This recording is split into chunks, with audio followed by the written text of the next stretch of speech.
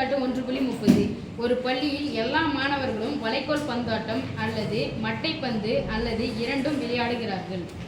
வளைகோல் பந்து அப்படின்னா என்னமா? ஹாக்கியோட முதல் எழுத்துனாரு.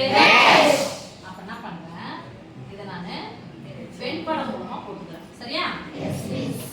ஒண்ணு ஹாக்கி விளையாடுறாங்க, இல்லனா அல்லது மட்டைப்பந்து விளையாடுறாங்க, அல்லது இரண்டையுமே விளையாடுறாங்க. அப்ப ரெண்டுத்துக்கும் பொதுவான போடுமா போடக்கூடாதா?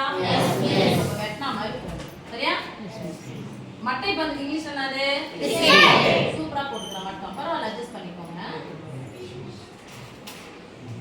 வளைகோல் பந்தாட்டத்துக்கு ஹாக்கி, ஹாக்கினுடைய முதல் எழுத்து மட்டைப்பந்துக்கு இங்கிலீஷ்ல கிரிக்கெட்டுடைய முதல் எழுத்து சி. 300 மாணவர்கள் வளைகோல் பந்தாட்டத்தையும் 300 மாணவர்கள் வளைகோல் பந்தாட்டத்தையும். அப்போ ஏ என்ற வெண்படத்துக்குள்ள வட்டத்துக்குள்ள எத்தனை பேர் குறிக்கிறோம்? 250 மாணவர்கள் மட்டைப்பந்து விளையாட்டையும். மட்டைப்பந்துனா எது சாமி? கிரிக்கெட். எத்தனை பேர் விளையாடுறாங்க?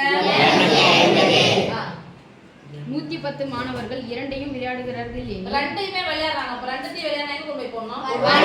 அவங்க ரெண்டுத்துக்கும் சொந்தமானது வரப்பு நேரம் சொல்லுவோம் இல்லையா? இரண்டையும் விளையாடுபவர்கள். இதுக்கு பொதுவானது 110. இப்ப பாருங்க, அது அப்படியே இருக்கு. இது நிலமா வச்சுக்கலாம். அப்போ இவருடைய நிலம் மட்டும் எது இருக்கும்? இந்த இடம் மட்டும் தானே. அப்ப யார கழிச்சணும்? வரப்ப கழிச்சணும். இவரு மட்டும் வேணும் அப்படின்னு சொன்னா யார கழிக்கணும்? வரப்ப நீ 110 நீக்கு என்ன பண்ணணும்? கழிக்கணும். இவங்க எத்தனை பேர் கழிக்கணும்? 110 கழிக்கணும். கழிச்சலாமா? ஜீரோவா? 30ல இருந்து 10 போனா 20. 20ல இருந்து 1 போயிடுச்சுனா 19. முடிஞ்சா? எங்க 0ல இருந்து 0 போனா 1, 5ல இருந்து 1 போனா 0ல இருந்து 0 போனா 0, 5ல இருந்து 1 நீங்கன்னா 4, 2ல இருந்து 1 நீங்கன்னா 1. ஓகே, சொல்லுப்பா. ஃபர்ஸ்ட் ஒன், எத்தனை மாணவர்கள் வளைகோல் பந்தாட்டம் மட்டும் விளையாடுகிறார்கள்? மட்டும் வளைகோல் பந்தாட்டம் ஹாக்கி மட்டும். ஓகே, அப்ப ஹாக்கி மட்டும் நேரம் மட்டும் எவ்வளவு? 190 பேர். அடுத்து செகண்ட் ஒன் எத்தனை மாணவர்கள் மட்டைப்பந்து மட்டும் விளையாடுகிறார்கள்? மட்டைப்பந்து மட்டும் நேரம் மட்டும் எவ்வளவு?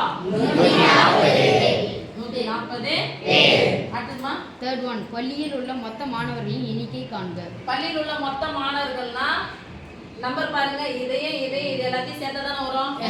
அப்ப இந்த பாக்ஸ் மட்டும் எல்லாத்தையும் என்ன பண்ணிக்கலாம்? கூட்டிக்கலாமா?